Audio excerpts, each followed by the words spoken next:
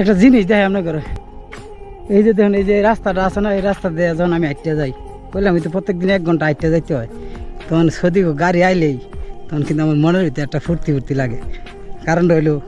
আমি মনে করি এই তো গাড়ি থামায় মনে একটা মেরান্ডা দিব, ভাই যেই গরম রে ভাই, মানে মন কয় যদি একটা মেরান্ডা যদি দিত, কিন্তু একটা গাড়ি টানতে জায়গা দেয় না, দিলে বেশি ভালো লাগতো। অনেকে আবার কয়ে রাইতে কিন্না খাইতে না, কিন্না থাকলে কিন্না যদি খাইতাম যাই জানে পানি থাকবো ঠিকই, কিন্তু মনে করেন যে দেশে যে বাড়ির যে চাল আছে ওটা থাকতো না, কিস্তির বেড়াটা খুললে লয়ে যাবো, তাহলে গিয়ে কিন্না খাই না।